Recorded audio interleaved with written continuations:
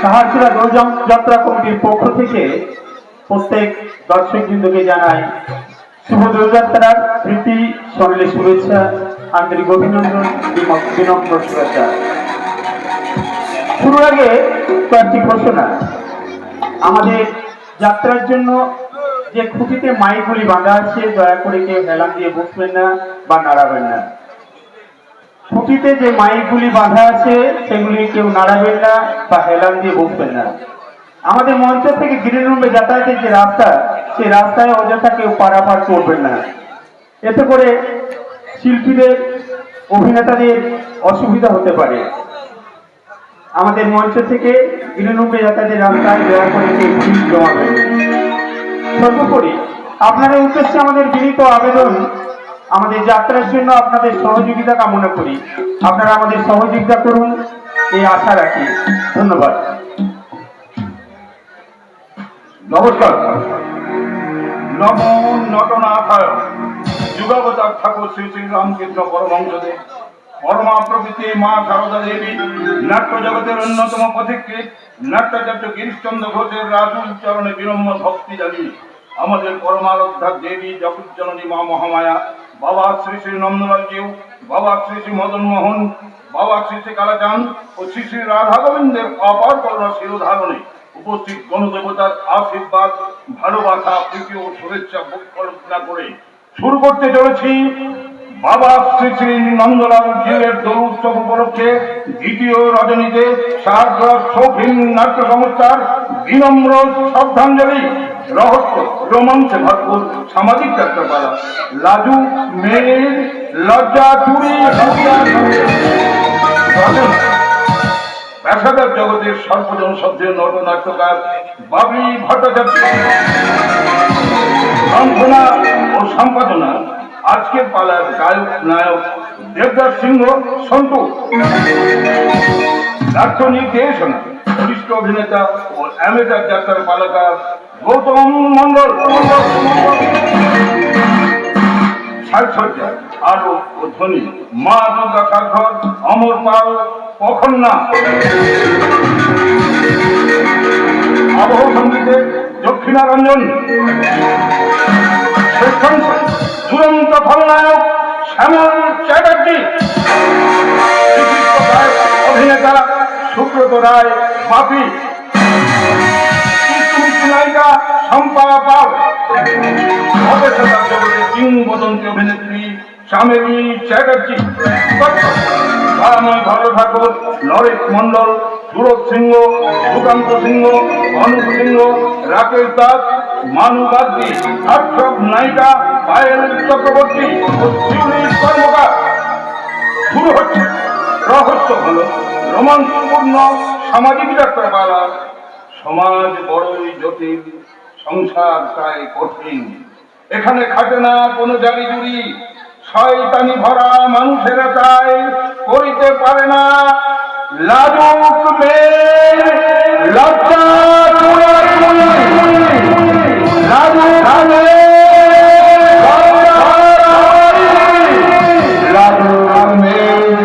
লজ্জা টুড়ে।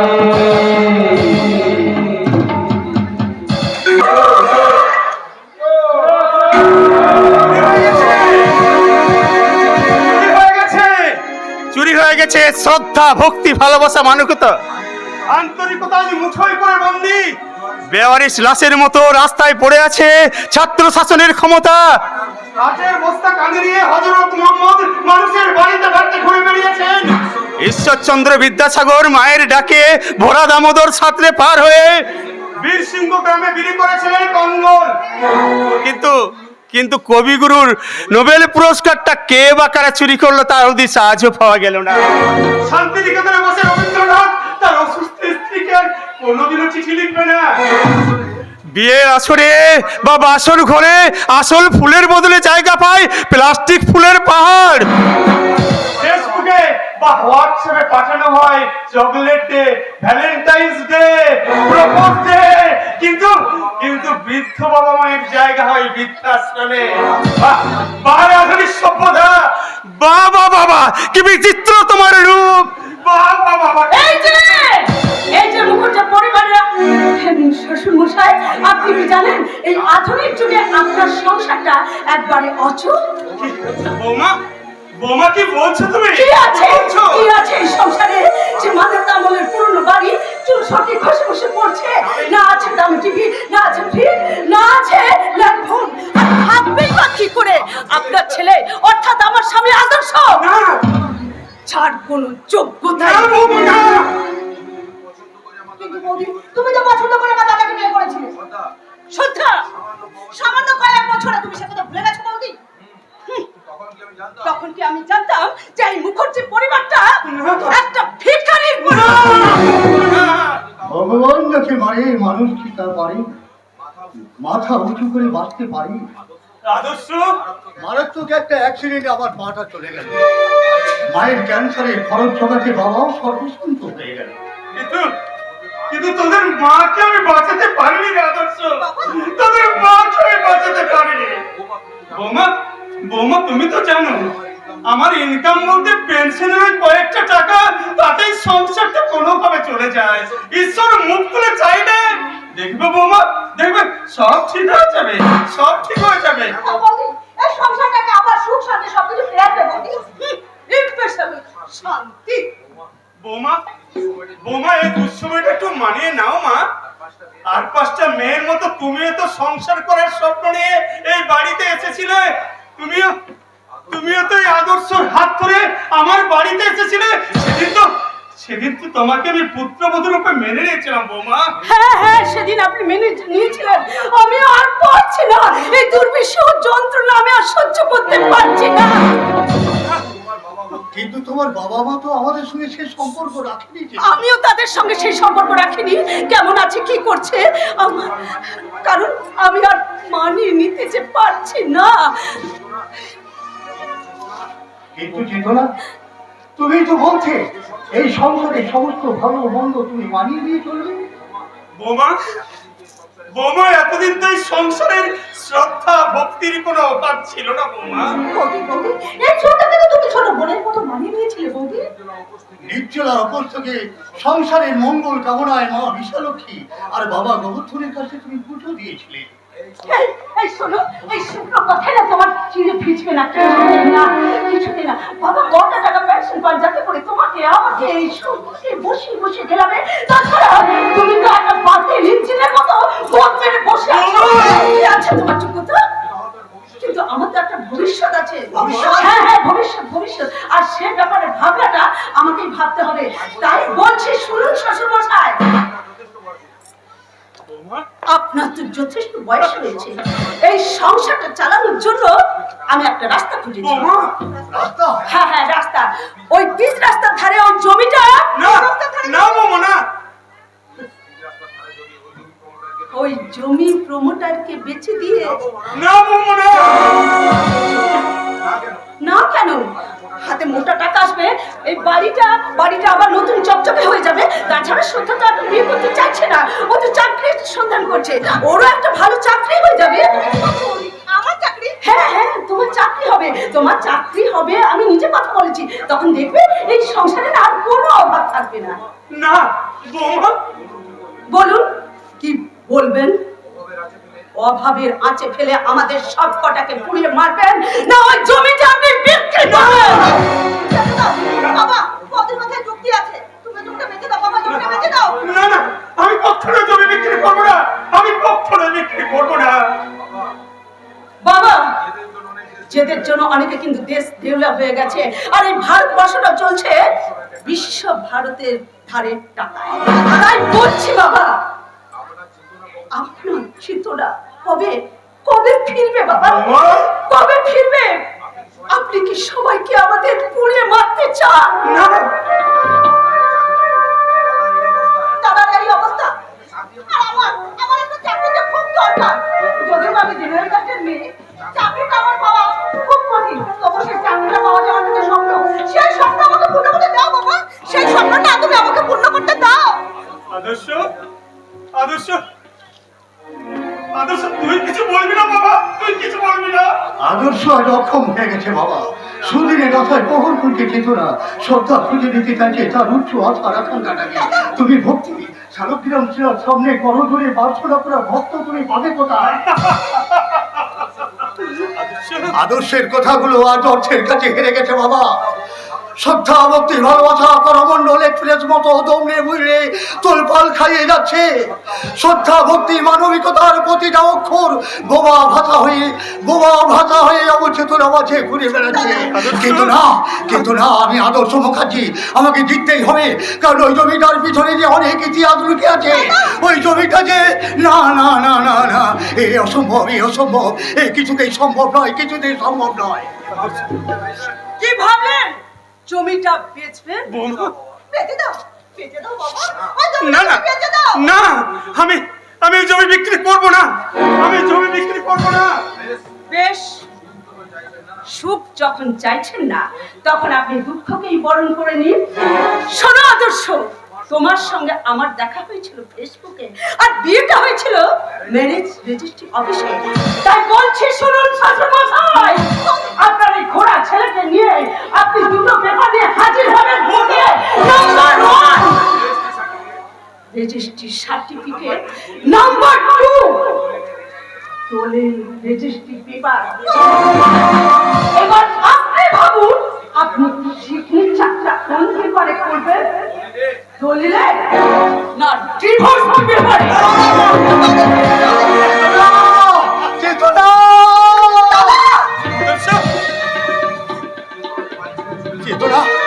চেতনা যে বাড়ি ছেড়ে চলে গেল বাবা, আদর্শ মুখার্জি, তুমি তো আর শ্রদ্ধা ভালোবাসা আদর্শকে সজোরে চেপে ধরো, আর লজ্জাকে লুকিয়ে রাখো ধৈর্যের গুলোকে চুরি করতে আসছে। ও সুশিক্ষাকে চুরি করে কুশিক্ষার পরামর্শ দিতে যায়। যুব চেতনাকে বাজি ধরে বেআইনি ধাবায় বা প্রমোটারের পাছা খেলায় সভ্যতা যিনি নামে ওঠে। ভালোবাসাটাই পায় বোঝানোর তোমায়, আদর্শতায় বোঝা কেঁদে মরে। এ গভীর শতাব্দীর যন্ত্রণায়,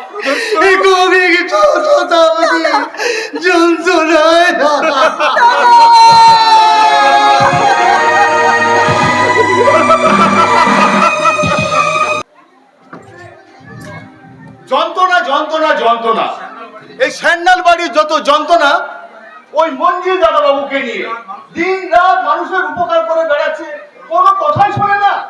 গিন্নিমার যত যন্ত্রণা ওই মঞ্জিল দাদাবাবুকে নিয়ে। কেন হবে না বলো তো দুর্বলদা? মঞ্জিলের মুখে শুনেছি খুব ওর ছোটবেলায় ওর বাবা মা গাড়ি চাপা পড়ে মারা যায়। চুপ করো।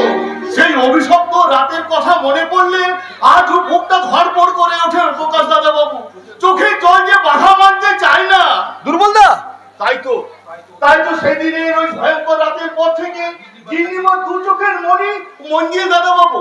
কিন্তু কোন মা বোধ হয় তার ছেলেকে এত ভালোবাসে না, কিন্তু মঞ্জিল দাদাবাবু গিন্নিমার কোনো কথাই শুনতে চায় না।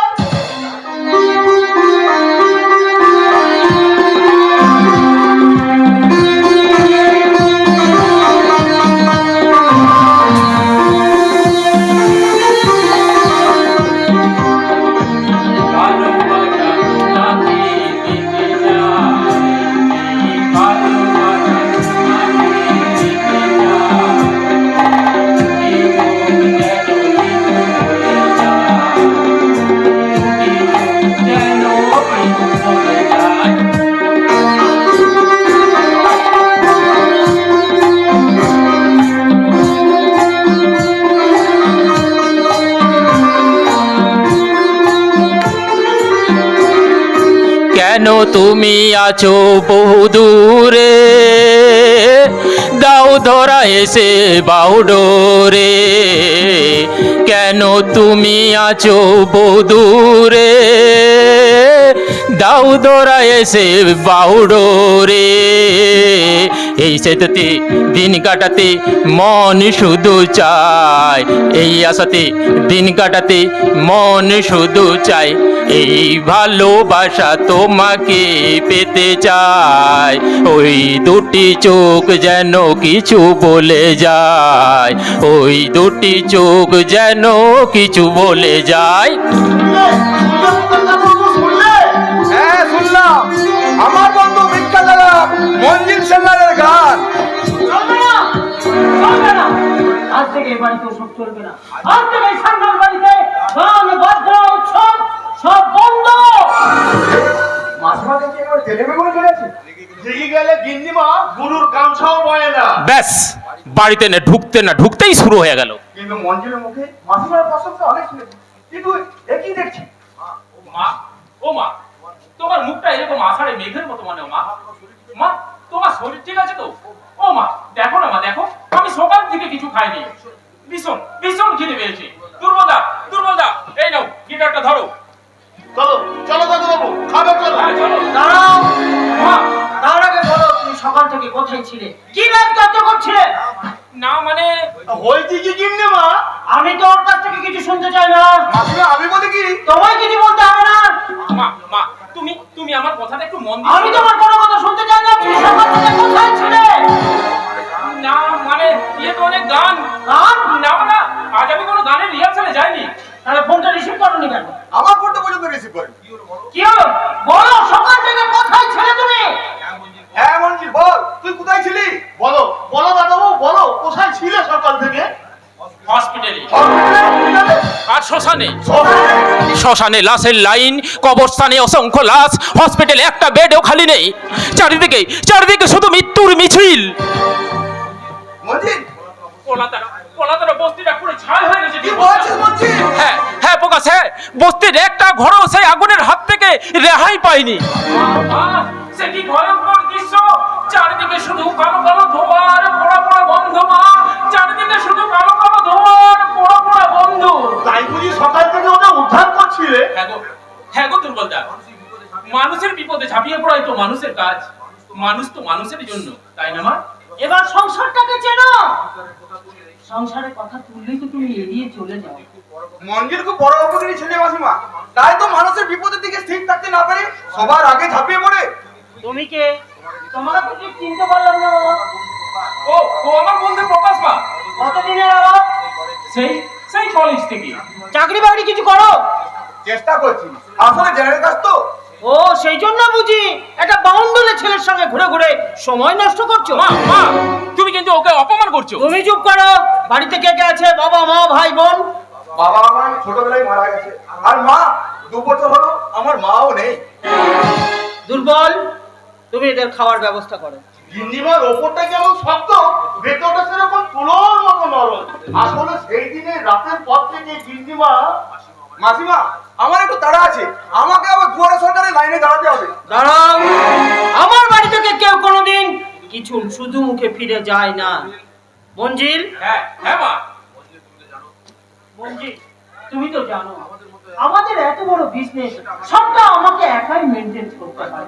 তাই আমি চাই তুমি বিয়ে করে সংসারী হও। অসম্ভব। হ্যাঁ, আমার বয়স হয়েছে, না বাবা মা যা চাই আমিও তাই চাই। তুমি বিয়ে করে সংসারী হও। অসম্ভব মা। কেন কেন অসম্ভব? কি অভাব আছে আমাদের? টাকা পয়সা, বিষয় সম্পত্তি, প্রপার্টি, বিজনেস। বিষয়, সম্পত্তি, বিজনেস, মা ওসব আমার ভালো লাগে না মা। আমার তো শুধু ভালো লাগে কি রে মঞ্জিল? গান। কেন তুমি আছো বহুদূরে, দাও ধরা এসে বাহুডোরে।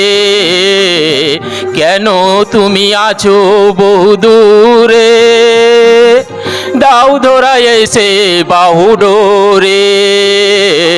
এই কবিতা সেই বার্তা লিখে দিতে চাই, এই কবিতা সেই বার্তা লিখে দিতে চাই। এই ভালোবাসা তোমাকে পেতে চাই।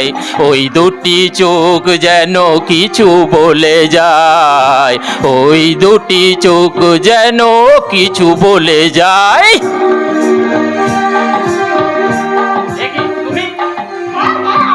তোমার সমস্ত পছন্দের গান আমি এই প্রাইভে একটা পুরো ডাউনলোড করে গেছি। এই মেশিনে কটা বলি কেতন ঢোকানো আছে? কে বাঁকা? ভালো নাম বাক্যেশ্বর, তবে তাপিদুর যেতে নয়। আমার চেহারাটা তুই দেখে গেছে বলে সবাই আমাকে বাঁকা বলে ডাকে। তবে এই বাঁকা চেহারা নিয়ে আমি গয়া, কাশী, বৃন্দাবন সব বেরিয়ে এসেছি এই লুলো হাতে করতাল বাজায়, কাপা কাপা দুর্বল পায়ে ধেই ধেই করে নেচে বলি, কি বলে?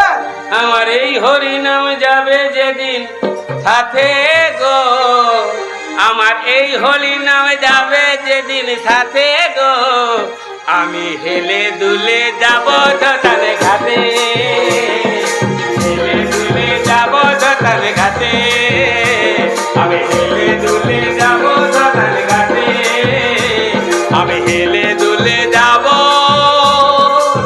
ধতানে ঘাটে। কি আমি পরিচয়টা করিয়ে দে না রে দিদি। আমার দিদি লজ্জা পেয়েছে। কেন পাবে না? দিদি কত বড় বাড়ির বউ, আর আমি দিদির ভিখারি ভাই, তার উপর আবার হ্যান্ডিক্যাপ। তোমরা জানো আর কত মানুষের মতন সোজা হয়ে হাঁটা চলা করি, কিন্তু পারি না। তোমরা জানো হেরিকেন, আমফান, ফণি কত ঝড় বয়ে গেল, তবু আমি মরিনি। দেশের বুকে কত ভাইরাস এলো, তবু আমি মরিনি। গাইসল দুর্ঘটনা, করমণ্ডল এক্সপ্রেসের দুর্ঘটনায় কত লোক মরে গেল, তবু আমি মরিনি। কেন মরিনি? কেন মরিনি? আমি কেন মরিনি? কেন কেন কেন? মামা মামা মামা ঠিক এই জন্যই মরিনি। তোর মুখ থেকে মামা ডাকটা শুনবো বলে ভাগলে রে, ভাগলে কত বছর কত কি দেখলো রে ভাগলে। শোন শোন শোন ভাগলে, এই ভাগলে, আমি যখন তীর্থে বেরিয়েছিল না, তখন তুই একটুকু, সে অনেক বছর আগের কথা, সে কথা তোর মনে থাকার কথা নয়। তবে জানিস ভাগলে, আমি কিন্তু ওর মুখ থেকে শুধু মামা ডাকটা শুনে না, আমার একবার প্রাণটা জুড়িয়ে গেল রে, জুড়িয়ে গেল। মামা, আমি তীর্থে বেরিয়েছিলাম দিদিকে ছেড়ে। আমার দিদি না আমার সাথে একটাও কথা বলে না। কেন জানি না, তীর্থে বেরিয়েছিলাম বলে অভিমান, না সকলের সামনে আমার পরিচয়টা করিয়ে দিতে লজ্জা। তবে আমি কিন্তু লাজ লজ্জার মাথা খেয়ে শুধুমাত্র তোর মুখ থেকে মামা ডাকটা শুনবো বলে আজ থেকে পাকাপাকি ভাবে এই সান্নাল বাড়িতেই থেকে গেলাম। মঞ্জিল, হ্যাঁ মা, আমি তোমার ফোনে কতগুলো পাত্রের ছবি কাটিয়ে দিয়েছি, এর মধ্যে কোনটা তোমার পছন্দ তুমি তাড়াতাড়ি আমাকে জানিও। দুর্বল, আয় ভেতরে আয়। আমি জানি। দেখি দেখি তোর ফোনটা। আমি জানি মঞ্জিল দাদা বাবুর পছন্দ কি। মঞ্জিল দাদা বাবু নিজে যেমন সরল সাদা সিধে গান পাগল মানুষ, তেমনি দাদা বাবু পছন্দ করে নাচ গান জানা, সভ্য ভদ্র এক লাজুক মেয়েকে। কি বলে গেল দুর্বলদা? লাজুক মেয়ে হবে আমার বউ? ওরা হোয়াটসঅ্যাপে ছবি দেখছে। হবে না। আমি জানি মঞ্জিলদার একটা ছবিও পছন্দ হবে না, তার কারণ মঞ্জিলদার ইভান হোয়াটসঅ্যাপে শুধুমাত্র একটি মেয়ের ছবি লোড করা আছে, আর সেই ছবি কখনো ডিলিট হবে না, কখনো না। কিন্তু কথা দিন যা কথা বলি, একদিন না একদিন ঠিক প্রকাশ পাবে। এই মঞ্জিল চলি রে। আর আমার পছন্দের পাতি কোনটা সেটা আমি ঠিক সময় তোকে জানিয়ে দেবো। চলি রে। পছন্দ তোমার একটাই, আর সেই পছন্দ থেকে আমি 1 ইঞ্চিও সরব না। একবারের জন্য নয় ভাগ্নে, একবারের জন্য নয়। তুমি গানকে সজোরে আঁকড়ে ধরো। মঞ্চ কাঁপানো হাততালি আর শ্রোতাদের অজস্র ভালোবাসার সিঁড়ি বেয়ে তুমি ধাপে ধাপে উপরে উঠে যাও। রাম ভক্ত হনুমান যেমন গোটা গন্ধমাদন পর্বতটা হাতে করে তুলে নিয়ে এসেছিল, আর ওই সেতু বাঁধার সময় কাঠবিড়ালি যেমন ধুলো ছেড়েছিল, ঠিক সেই রকম এই লেলা নোংরা বাঁকা মামা তোমাকে সকল সময়ে সাহায্য করবে। কিন্তু আমার মনের আগুনটা যে এখনো নেভেনি মামা। অন্নপ্রাশনের সময় সর্বপ্রথম মামার হাত থেকে ভাত খেতে হয়, কিন্তু আমার পিতৃপুর বলতে তো আমার কাকিমা, আমার কোনটা আগে ধরে থাকা উচিত, আমি তো সেটাই বুঝে উঠতে পারি না। তুমি জানো একটা গাড়ি দুর্ঘটনায় তোমার বাবা মা তোমার জীবন থেকে হারিয়ে গেছে ভাগ্নে। কিন্তু কিন্তু যে কাকিমা আমাকে মানুষ করেছে সেই কাকিমার সিটির সিঁদুরটাও যে আমার কাছে একটা জিজ্ঞাসা ছিল। অনেকবার আমি বলেছি তুমি আমার কাকিমা নও, তুমি আমার মা। বলো না মা, বলো তুমি আমি ছাড়া এবারে মাকে মানুষগুলো মারা গেল কি করে? আর আমার কাকার বা নির্দেশ হলো কেন? কপাল গুনে তুই সেই দিন বেঁচে গেছিস রে বাবা। সেটাও তো ওই মন্দিরের জীবনে বড় একটা জিজ্ঞাসা চিহ্ন মামা। একই আমার রিচার্জ পকেট করে দুর্বলদা আমার রিচার্জ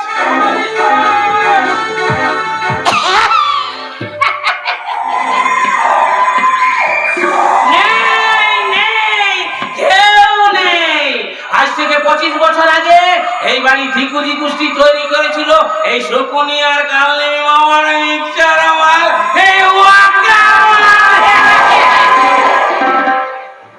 দিদি রে, ভগবান তোর কপালে কি নাই সুখ লিখেছে রে দিদি। এত বছর হয়ে গেল তোর স্বামী নিরুদ্দেশ, অথচ তোর স্মৃতিতে আগে জল জল করছে তার দেওয়া সিঁদুর। বাচ্চা জন্ম না দিয়ে কি সুন্দর বাচ্চা মানুষ করে ফেললি। তবে যে বাচ্চাটাকে সন্তান স্নেহে লালন পালন করছিস ওটা একটা শুয়োরের বাচ্চা। শালা এত বছর পরে আমাকে পাত্তাই দিচ্ছে না। দিদি তুই তো ভাসুর পর মোটা টাকা সম্পত্তি পেয়ে এই ভাইটাকেই ভুলে গেলি। অথচ দুঃখে এই বাড়ির বউ করে আনতে আমাকে মোটা টাকা খরচা করতে হয়েছে। আমাকে কষ্ট দিস না রে দিদি, আমি তোর হ্যান্ডিক্যাপ ভাই, মাঝে মাঝে ল্যাংচাতে গাই।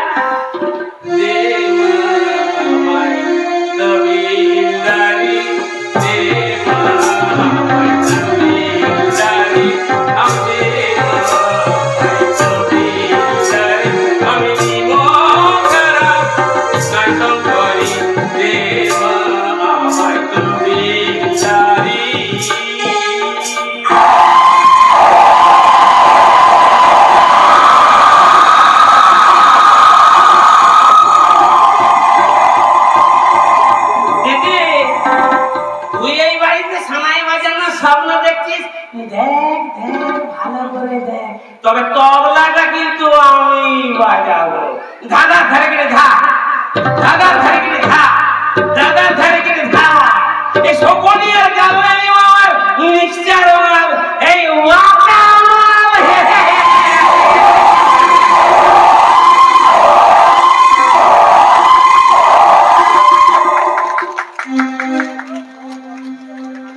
প্র্যাকটিস করছে তবলার গান তালে ঘরের মধ্যে এটা একটা নাচ প্র্যাকটিস করছে আমার ছোট মেয়ে প্রতিভা।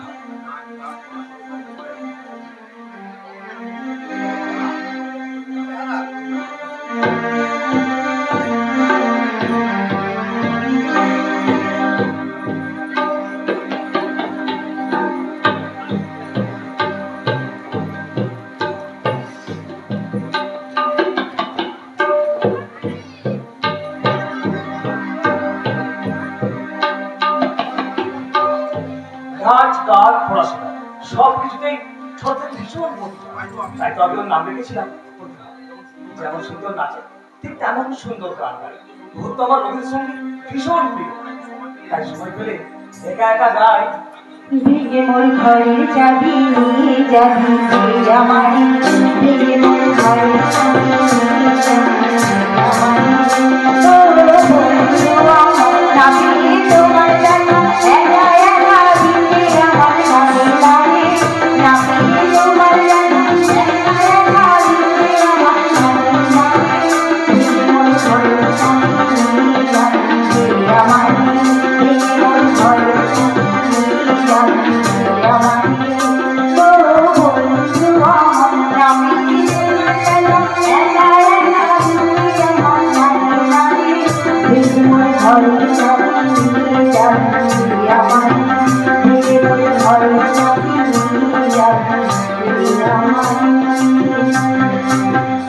আমার মেয়ে প্রতিভা তেমনি আবার কবিতা আবৃত্তিতেও ভীষণ পটু।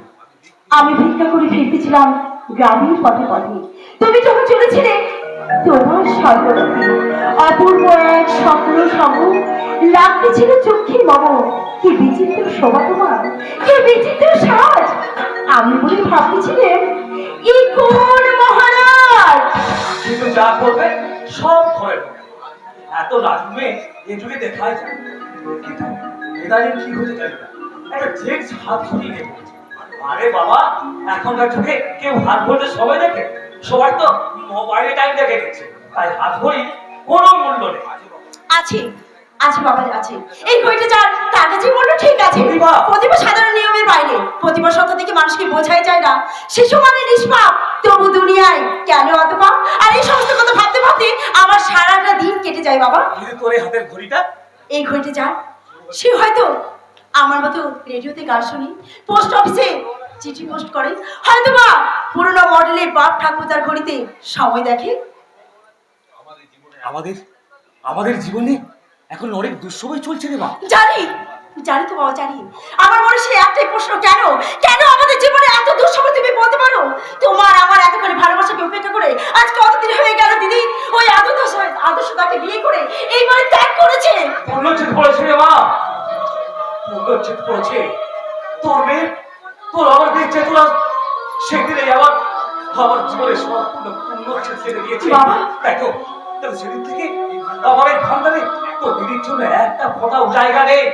বাবা, সরকার লক্ষ্মীর ভান্ডার দেয়, রূপশ্রী, কন্যাশ্রী, যুবশ্রী সব দেয়, চাষিদের ফসলের ক্ষয় ক্ষতি সব দেয়, কিন্তু কিন্তু বাবা মায়েদের মেয়ে ছেলে মেয়ের কাছে ভালোবাসার মূল্য আর পর্যন্ত কেউ ফিরে দিতে পারে না রে, কেউ ফিরে দিতে পারে না। আইটির 6 বছর বাবা সমান, সেখানে তুমি আমি কেন এই করতলে বসতে? সবাই দিদিকে কত ভালোবাসতো। প্রতিভা কিছু করেনি বাবা, কিছু করেনি। বাবা মা তাদের সন্তানদের যত স্নেহ যত আদর ভালোবাসা দিয়ে মানুষ করুক না কেন, আইনের খাতায় কিন্তু সে সমস্ত অস্তিত্ব ভালোবাসার কোনো মূল্য নেই। তাই তাই সেখানে শুধু বসতে বসে কেন? আইন কিন্তু সবার জন্য সমান বাবা। প্রেমিক প্রেমিকা যদি নিজে পছন্দ করে বিয়ে করে, তাহলে সেই মেয়েটাকে আটকানোর ক্ষমতা কিন্তু কারো নেই বাবা, কারো নেই। সেজন্য তো তোর দিদির চেতনার জন্য আমার এই পিতৃ ভান্ডারে এক ফোঁটাও জায়গা নেই। বাবা, সব সব ভালোবাসা আমি তোর জন্য রেখেছি রে মা। জানি জানি তো বাবা, আমি জানি। সেই জন্য তো আজ কতদিন হয়ে গেল দিদি এই বাড়ি ছেড়ে চলে গেছে বলো, কিন্তু আমি তো আছি বাবা, আমি আছি। এবার আমাকে দেখে তুমি সব দুঃখ কষ্ট তুমি ভুলে যাও না বাবা। কেমন করে ভুলে যাবো রে মা, কেমন করে ভুলে যাবো? আমাদের সংসারে এখন দুঃসময় চলছে, দুঃসময় তোর জন্য, তোর রূপের জন্য, তোর গুণের জন্য, আর সর্বোপরি তোর এই লাজুক স্বভাবের কি জন্য। করে বলো তো বাবা, আমি তো এই সময় বাইরে কিছুতে বেরোতে পারছি না।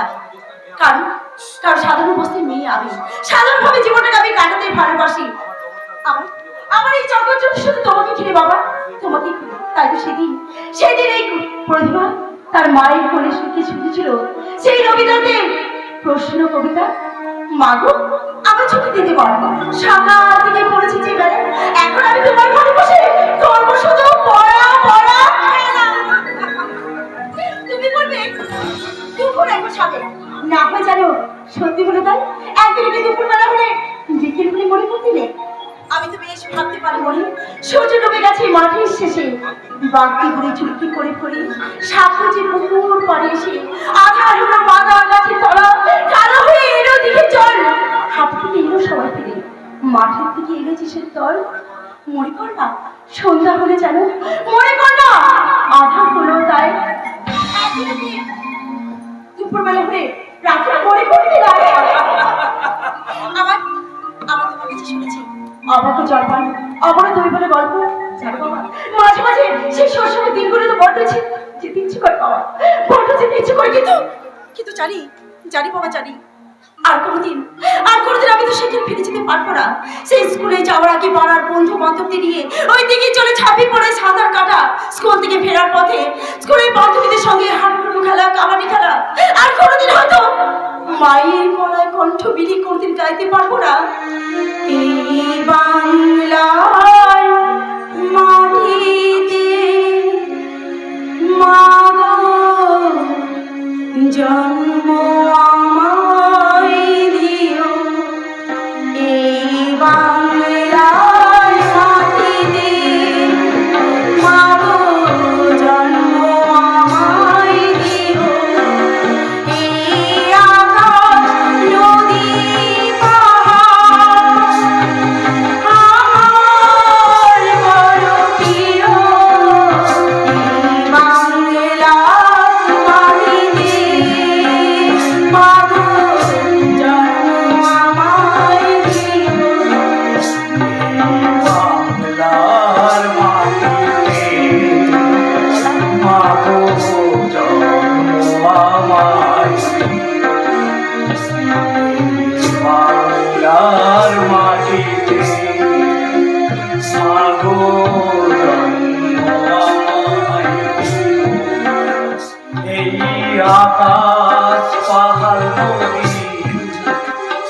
আমার পরপ্রিয় বাংলার মাটিতে মাগো জন্ম আমায় পাল্টে গেছে রে মা, পাল্টে গেছে। তোর মায়ের মৃত্যুর পর আমার চোখের জলে এই সংসারের মানচিত্রটাই পাল্টে গেছে। তোর মা মারা যাওয়ার পর অনেক কষ্টে তোকে আর তোর দিদিকে মানুষ করেছিলাম, কিন্তু কিন্তু এখন কেউ জানি না, একটা সবসময় দুশ্চিন্তা ভুল ভাবনা হয়। তারপর তারপর তোর এই হাতের ঘড়িটা তোর অনেক রাতে ঘুম কেড়ে দিয়েছে। আমি বলি কি এই কুড়ির পা ঘুরে যাক, তাকে তুই ফিরে দিয়ে আয় রে বাবা। কি করে ফিরে দিই বলতো বাবা? আমি তো তার নাম ঠিকানা কিচ্ছু জানি না। ঠিকানাটা আমি জোগাড় করে দেবো। আগে বলো তো, ঘড়িটা তুমি কোথায় পড়ে পেয়েছিলে? অগ্নিকাল সময় যখন সারা বস্তিটা দাঙ্গা অঞ্চল চলছে, চারিদিকে কালো কালো ধোঁয়া, আর সেই ধোঁয়ার মধ্যে হঠাৎ হঠাৎ আমার বাবাকে আমাকে ওই আগুনের মাঝে আমি তখন হঠাৎ সেখান থেকে বেরোনোর সময় আমার বাবা ধুয়ে আর আমার কিছু অংশ পড়ে যায়। সেখান থেকে বেরিয়ে আসার সময় হঠাৎ বছর পরে আমার ওনা থেকে আর ওনার মধ্যে আটকে থাকা এই দামি ঘড়িটা থেকে ঠিক এইরকম একটা ঘড়ি পড়তো আমার বন্ধু রজত বাবু।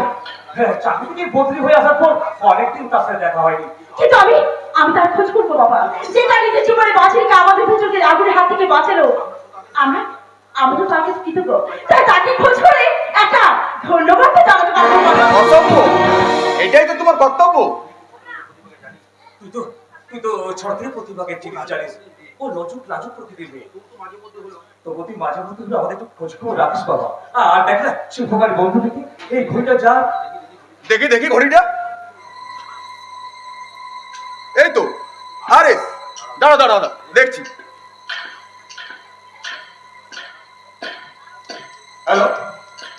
হ্যালো ঘড়ি হ্যালো, দোনাতলা বস্তি।